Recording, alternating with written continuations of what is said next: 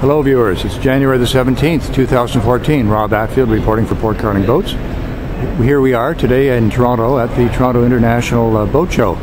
It's apparently the second largest show in North America, featuring mainly fiberglass boats and of course, alternatives. Antique and Classic Boat Society Toronto chapter has a display here, which I hope to focus in on at some point during this tour, mini tour. But let's go inside and take a look at some of these yummy watercraft.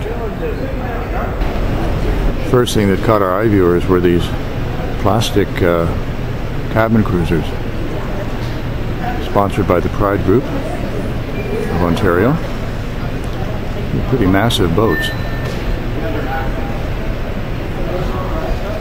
I think we're talking hundreds of thousands of dollars here, of course, for each of them. Just getting these vessels into the building must have been quite a chore. I believe the one we're looking at dead ahead here is about 40 feet long.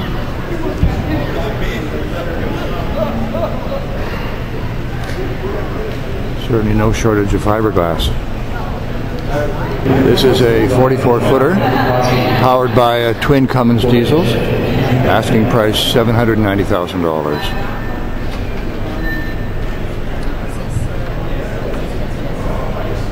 Pretty massive boat. Quite a unique staircase heading up to the upper deck. Nice dining area, sitting area above here on the upper deck. Very sophisticated helm. And lots of foredeck at the front here. Hasn't boating changed over the last several decades? Completely digital helm controls pretty well. Makes driving this monster easy. Probably not quite as easy as it looks though. Very comfortable pilot seat for the captain. And the main salon here. Another dining area.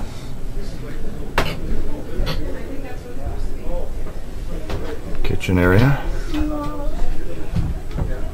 Extra seating, and forward in the forward below decks area there's obviously a very luxurious bedroom.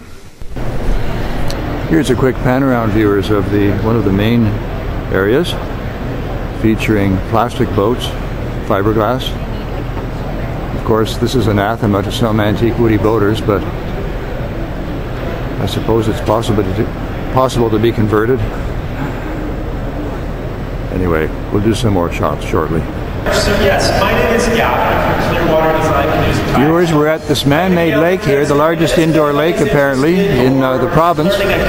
It's the Rico Coliseum, and they've taken the ice out and put in 1 million gallons of Lake Ontario water. Consider things that you maybe already know, or a couple different features about some of the boats. So hopefully what I'm going to do is be able to provide a little bit of information that's either going to help in either a buying decision, or it's going to help me to be safer on the water and have a little bit more of an enjoyable experience when you get out paddling. Kids are certainly enjoying this. My name is Gavin from Clearwater Design Canoes and Kayaks. So we manufacture canoes and kayaks right here in Ontario. So afterwards, if you have any more knowledge that you're hoping to find, if you wanted to chat a little more, or have finally, viewers, a bit of luck. We found a boat with a bit of wood on it. It's kind of a teak-trimmed rowboat produced by Rossiter Boats, and Rossiter sells these watercraft for approximately $5,300 to $5,800. This is about a 17-footer, beautifully built, and looks like it would be a very fast rower. Very seaworthy design here. We're looking at vessels that are obviously smaller than the first one we focused on.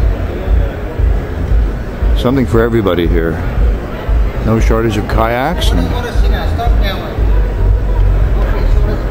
antique trucks. Dare we say that word, viewers, but here we have even aluminum boats by Stanley. Great work boats if you're into construction and cottages.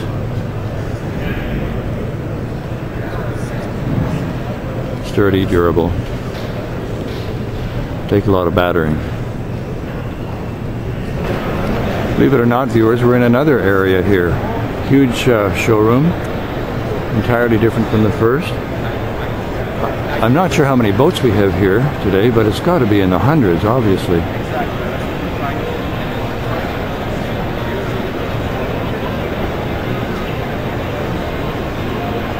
Quite incredible.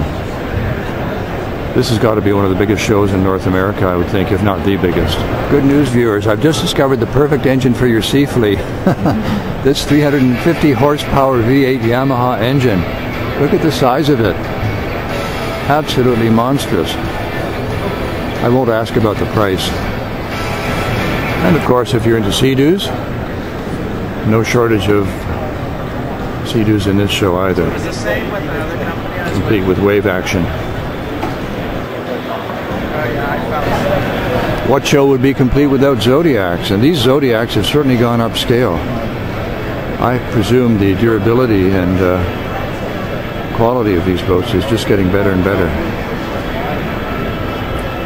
It's one pretty glamorous Zodiac. Here we have a cute little Ranger tug. $65,000 approximately. Not sure whether that includes the trailer or not. But nice lines on this boat. Very similar. Little cabin. Very trim and seaworthy looking. More pontoon boats here, viewers.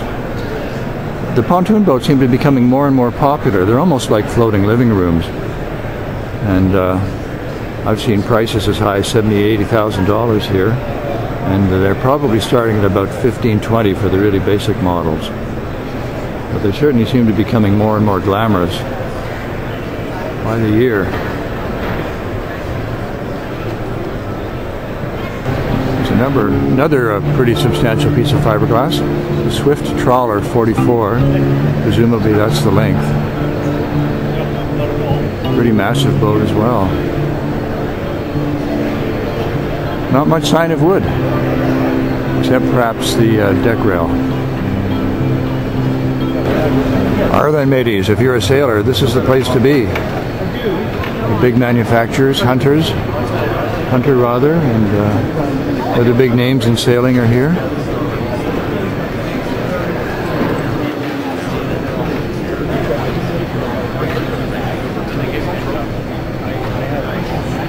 Some pretty amazing watercraft. Nice to know that Mercury is not the only game in town. Here we have an Evinrude 300 E-Tech engine pulling a pretty glitzy fishing boat. You'd certainly get off the lake quickly if you were powered by this engine. Isn't it amazing how upscale fishing boats have become?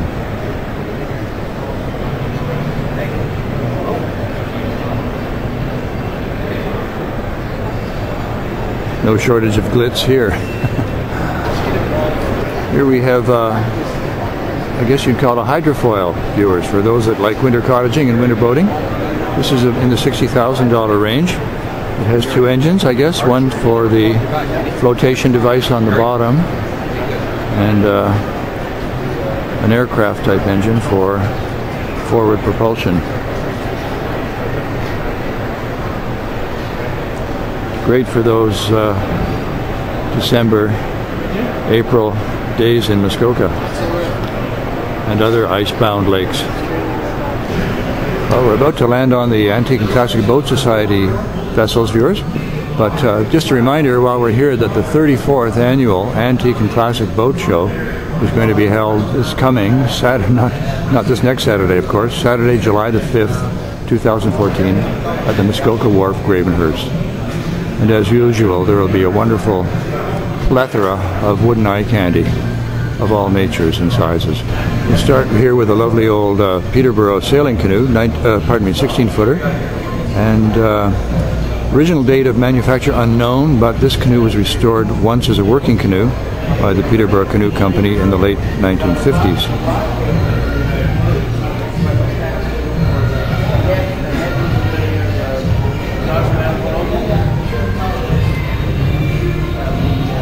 Made in the 30s, they are estimating. Still in great shape.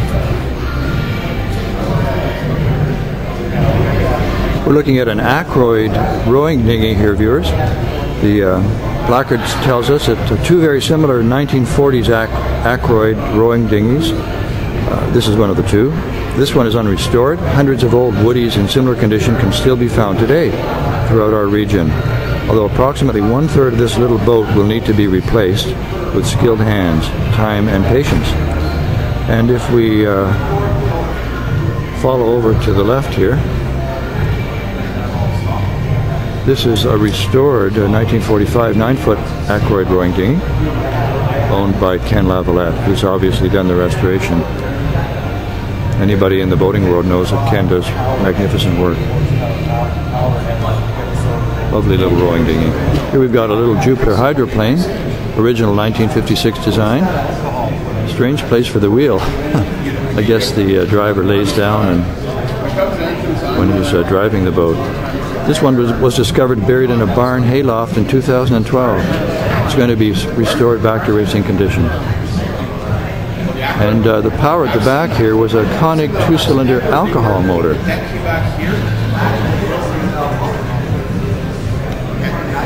It's a pretty ancient-looking power plant. Last year, 2013, was the race boat summer, I guess, for the Antique and Classic Boat Society, especially the Toronto chapter that hosted a huge race boat show in Gravenhurst. This is See You Later, a 1958 Colcock hull built by Sonny Jones in Miami, Florida. 1947 Crossley engine, and this boat was a national champion for 3 years. Weighs 500 pounds and runs 70 miles an hour on gas. Pretty fast boat. No wonder why it's called See You Later. We're looking at a 1958 Nordstrom 14-footer here, and 5'4" in width. Weighs about 440 pounds, and she's powered by a 1958 Johnson Seahorse 35 electric start. Great varnish on this one. Beautiful restoration.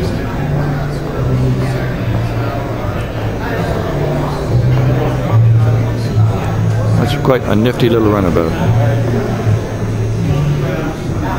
These, it says Nordson boats were already famous in Scandinavia. They're built using a certain kind of pattern, I don't know how to pronounce it, looks like Segabaden, which allows for construction without frames. They remain light and easy to handle. Nice boat. Here's a neat little rowing skiff built by 4 kids at risk in 2 days. There's a volunteer group that works with young people at risk, and they work on building boats. And I understand correctly, we're going to be seeing them in Ontario in one of the Antique and Classic Boat Society tours coming up this spring, or winter actually. Nice job. This hefty seaboat, a Lightning class sailboat, rather, was restored by the volunteers of the Kids and Classic Community Boat Shop so that youth at risk participants can experience the magic of sailing. Boy, they've done a great job on this boat as well. It's absolutely magnificent. Very beamy. Take a lot to tip this one.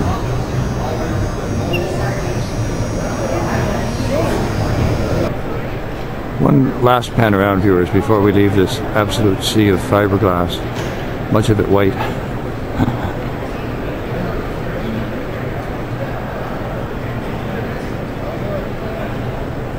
Certainly will attract a lot of interest. And for anybody with about $72,000, this almost looks like a modified pontoon boat, but I guess it's not. Looks like it would take skiers and a whole lot of other uses.